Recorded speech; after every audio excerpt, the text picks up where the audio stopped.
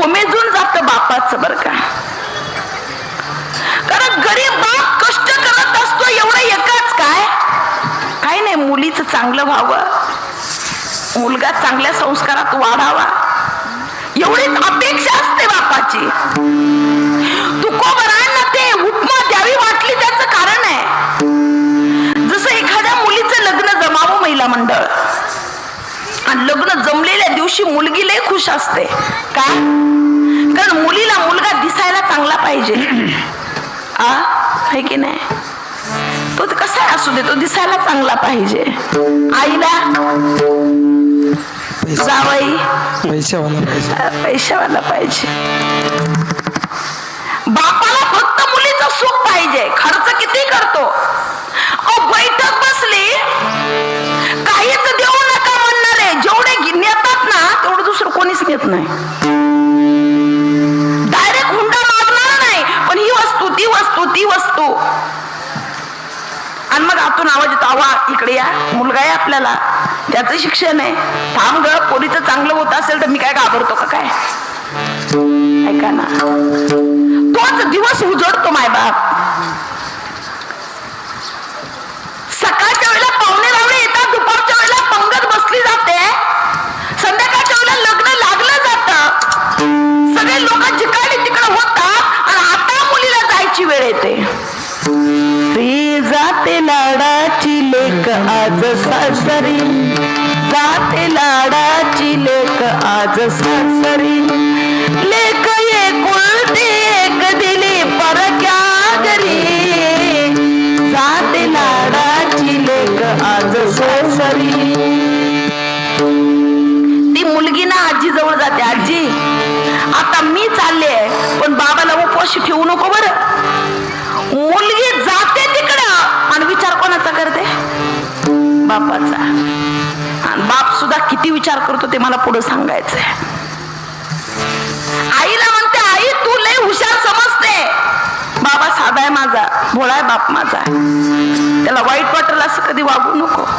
लहान भावाला म्हणते, अरे कोरोनात नोकरी गेली बाबाची पण जातोय घरून डबा घेऊन, पण मी शाळेत जाताना बघत होते स्टँड वर हमाली काम करतोय बाबा आपल्यासाठी, त्रास देऊ नकोस. तुकोबारायांना ती उपमा एवढी तुकोबारायांना अंतकरणात, तुकोबारायांच्या अंतकरणामध्ये भाव तयार झाला की जशी त्या मुलीची अवस्था होते ना देवा, शेवटी ती मुलगी सगळ्या मंडपामध्ये शोधते, ती बापाला शोधते. ज्या बापानं कर्ज काढून माझं लग्न एवढं थाटा माटात केले पोरीला माहिती आहे, आणि मग बापाच्या जवळ येते.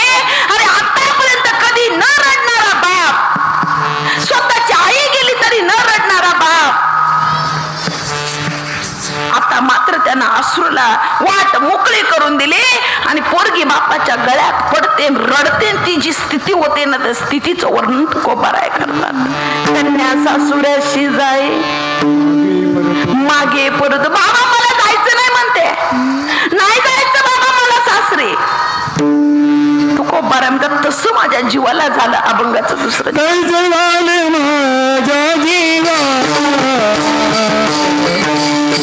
कारण नांदणं खूप कठीण असतं म्हणून बाप रडतो महाराज. प्रसंग सांगेन मी तुम्हाला. तसं माझ्या जीवाला झालं पण का रडला बाप, तो प्रसंग सांगते. एखाद्या मुलीचं सगळं चांगलं झालं की बापाला आनंद आहे, पण 3 मुली असाव्या, 2 मुलींचं चांगले, एका मुलीला सासरवास आहे. अख्खं गाव सांगतं, अहो तुमच्या पोरीला लय सासरवास आहे, पण पोरगी तोंडातून ब उच्चारत नाही महाराज. कारण तिला नांदायचं आहे. ती म्हणते मला माझ्या बाबाचं नाव मोठं करायचंय. आताची आई मुलीच्या प्रपंचामध्ये तिनं किती लुडबुड करावी हे तिनं जिस्तीचं ठरवावं महाराज. पूर्वीचा काळ इतका त्रास होता माहितीये माता माऊल्यांना.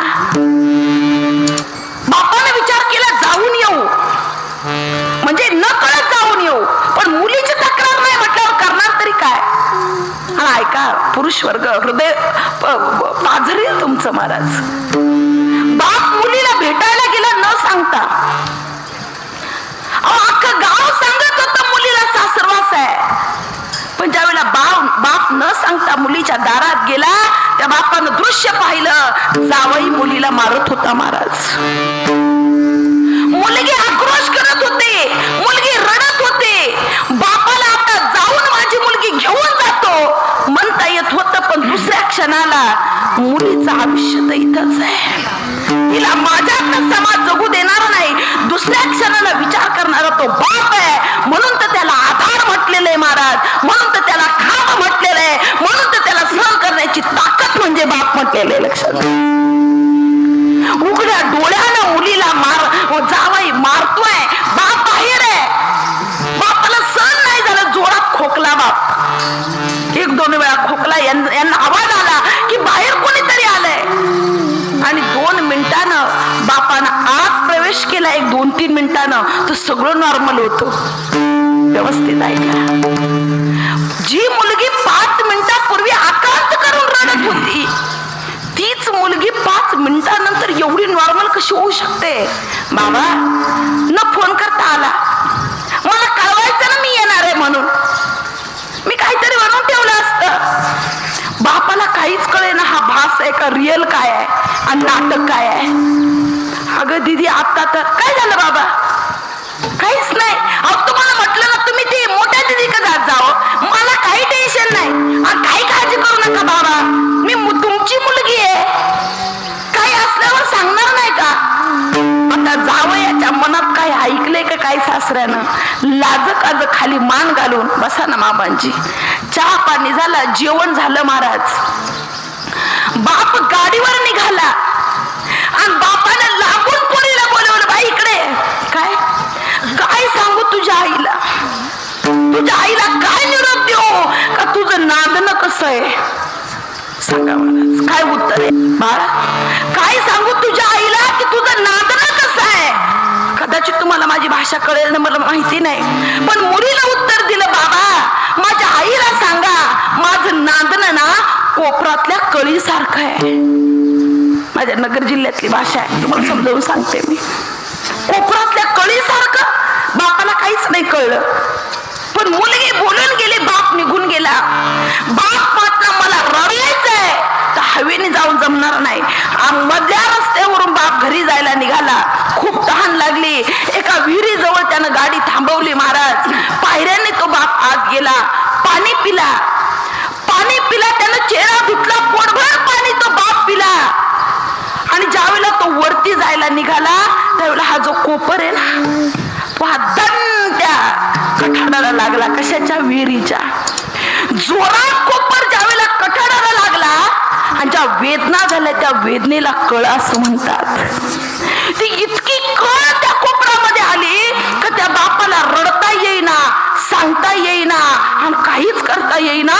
पटकन मुलीचं वाक्य आठवलं, बाबा माझं नांदणं हे कोपरातल्या कळीसारखं आहे.